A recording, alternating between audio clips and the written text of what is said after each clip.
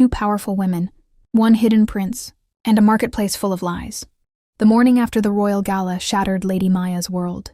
When the truth reached her, that the man Purity had spent the night with was not Prince Arnold, but his servant, Preston, she dropped her wine glass and screamed. "You fool!" She hissed at Purity, her face burning with rage. "Do you even understand what you've done? Mother, I thought he was the prince." "Silence," Lady Maya snapped. "You've disgraced us all." Her fury shook the room. She summoned Preston, the prince's servant, at once. He entered trembling, head bowed. "Tell me everything," Lady Maya ordered. "Every word, every plan, every secret of your master." At first, Preston refused. But gold has a way of breaking silence.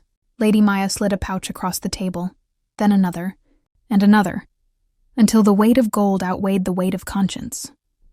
"No one," she whispered, "must ever know what happened that night. Not the prince, not the guards, not the people." Preston hesitated, then nodded. He was not the only one silenced. The guards who had seen Purity that night were bribed too. Each one handed enough gold to buy a new life, and for a while the palace was quiet again.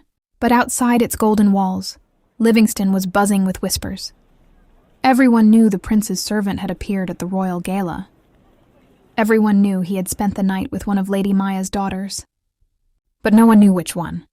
The truth was buried, deep, dangerous, and expensive. While the city burned with rumors, Melody returned to the palace with joy in her heart.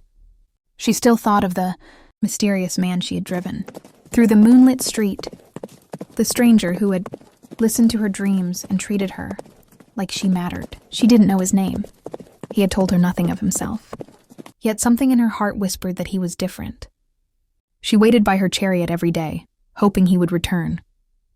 But he never did. Days later, the palace was quiet, too quiet. In Lady Maya's chamber, the air was thick with perfume and secrets. "Mother," Purity whispered, her hands trembling. "What if someone finds out?" "They won't," Lady Maya said coldly. "But I'm already pregnant." For a moment, even Lady Maya froze. Then, slowly, an idea crept into her mind. Dark, cunning, and perfect. "Then we make the prince believe it's his," she said. "How will you do that?" Purity asked. "You leave that to me. I have a plan." Purity wasn't sure what her mother was plotting, but she knew one thing. Lady Maya never lost. Because of the gold she had given him, Preston revealed more than he should have. He told Lady Maya everything about the real Prince Arnold, that he was already in Livingston, traveling in disguise, that he didn't want the people to know who he was because he wished to be loved for his heart, not his crown. "He's pretending to be a fruit seller," Preston said softly. "In the city marketplace." Lady Maya's eyes gleamed. "A fruit seller, you say? Then I shall find him myself." For the first time in months, Lady Maya left her palace. She dressed simply, hiding her jewels beneath a shawl, and made her way to the bustling marketplace. The smell of spices and dust filled the air. Merchants shouted, children laughed, wheels creaked. Lady Maya ignored it all, scanning each fruit stall. But she was looking for the wrong man. Preston had told her the prince was disguised as a fruit seller, but he didn't. No, the prince had gone further, disguising himself as an old fruit seller, gray-bearded and humble. So when Lady Maya walked through the market, she overlooked him entirely. Her gaze instead landed on a handsome young man, tall, confident, dressed too finely for a common merchant. His name was Maduka, a newcomer from another city. His fruits were fresh, his smile charming, his posture noble. He matched Preston's description perfectly. "Good morning, my lady," Maduka said, bowing slightly. "Good morning, young man," she purred. "You seem different from the rest." "I am," he said with a knowing grin. And in that instant, Lady Maya was convinced.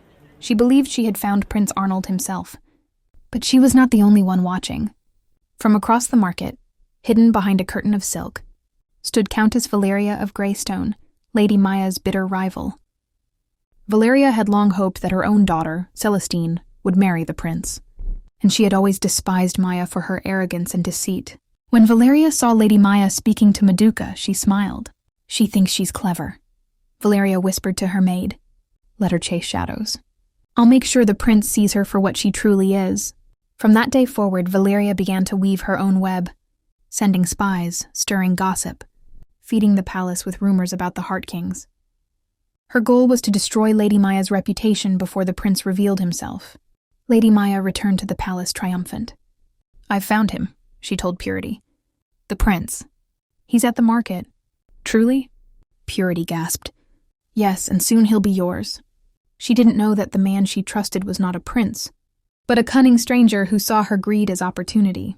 And she didn't know that the real prince, still disguised as an old fruit seller, had been watching everything, including Melody, who stopped by his stall every morning to buy apples and talk about her dreams. He listened quietly, lovingly, never revealing who he was. While Lady Maya plotted lies and Valeria schemed revenge, fate was quietly choosing its queen.